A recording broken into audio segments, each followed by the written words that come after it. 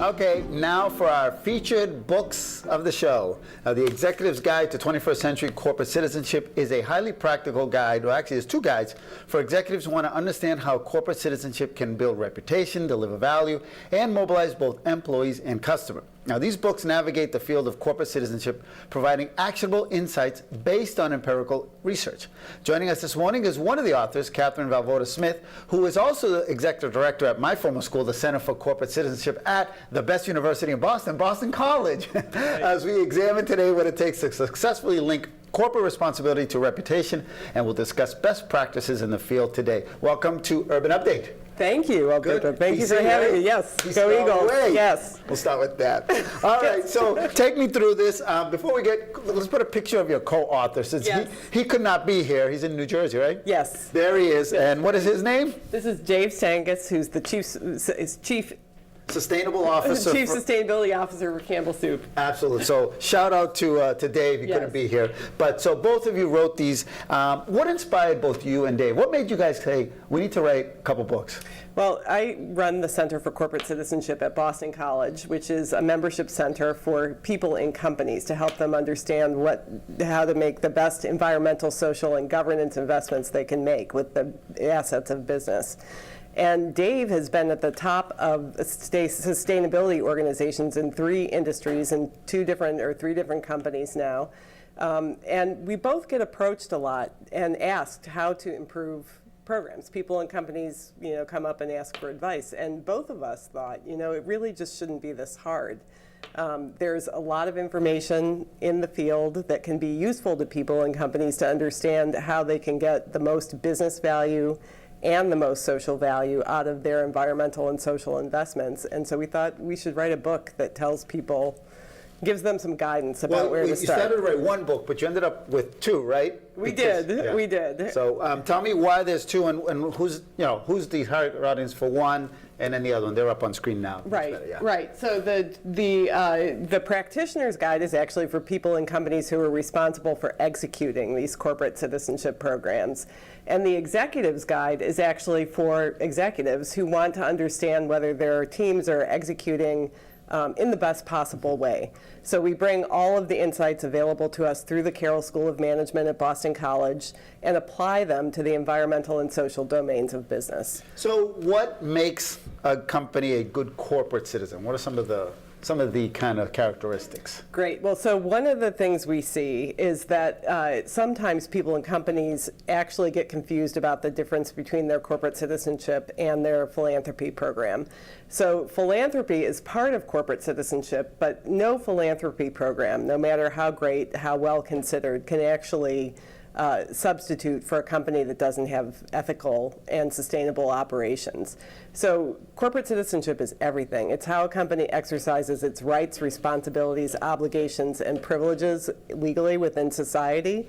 And we want companies to actually make great strategic investments that can improve the areas where they bring negative impacts and that can bring actual opportunities for innovation and new business models in social investment. Now, it's just not just doing good to do good, but it also makes an impact on the bottom line. So it really actually helps these companies, right? Absolutely. Earlier this week, we were with 70 people from Boston companies, a variety of Boston companies who were trying to understand get some more insight about how they could make decisions that improve their operating environment. If they're making great employment decisions, if they have good policies about diversity and inclusion, if they're reducing waste, if they're managing their impact on natural resources, all of those can reduce costs and increase value in the company. Now, I've noticed as well, I believe that our consumers paying more attention than ever to who is a good corporate citizen, so they're making their choices based, that is a factor now? That's absolutely a factor. That's a great point. Companies actually are, they're in a little bit of a difficult situation because companies are leading consumers. There's a lot of rhetoric out there saying that consumers are making decisions based on these criteria, on environmental and social criteria, and in fact, in some ways that's true. In other ways, it's not. it turns out that consumers and the general public are actually more willing to punish companies than they are to reward them at this point. So what companies actually gain is insurance-like protection more than they gain markets, except for in a few very specialized categories. But we do see that companies are leading customers to a more sustainable way of thinking and operating. And there are companies in our community, certainly, that have been leaders in that regard. Now, we just had previous segment, Deborah Jackson of Cambridge College. Some of these principles apply also to nonprofit and institutions of higher education, like Boston College. By the way, Cambridge College is also one of my favorites. I said Boston College, so I gotta, also, I graduated BC, but Cambridge College is up there too. Well, listen, they have very similar roots in many ways. Boston College also was established to serve immigrant populations who were not getting access to elite institutions of higher education.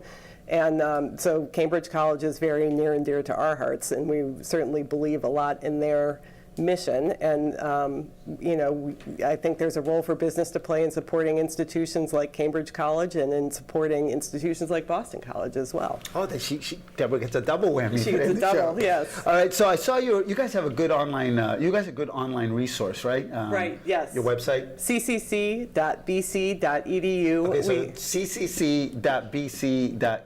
We have lots of resources that are available for free to the public for people who are interested in learning how to maximize their environmental and social investments in business. And we work a lot with companies. So we have great company examples if you need to see the stories that bring the concepts to life to you. For you, we work very closely with lots of Boston colleges. Now, you said the center is a membership organization, so who are the members and how do you become a member? Companies join. And when a company joins, they can have as many employees in their company as they'd like have access to our resources. So we have 440 companies who are member companies. We touch about 10,000 individuals over the course of a year through our education programs and our digital assets. And we're very privileged to do this work, to bring the assets of business to bear on some of the world's most pressing problems. All right. Well, I'm so glad you made it over here from the Heights. Thanks for having me. Hi to everybody over there at Boston College. You know Jack Dunn? Of course. Of course, yes. I said hello. Jack Kevin Powers? He's the head of cybersecurity now. I don't know him. Yeah, Dave Escalante, yes. But yes, right. So thanks so much. Thanks. All right. Thank you. Good. Thank you. All right, don't move, because coming up next, we're going to introduce you and her to the artists who transform an uninviting section of the city into what is now a fun and bright destination. All the details right here on Urban Update.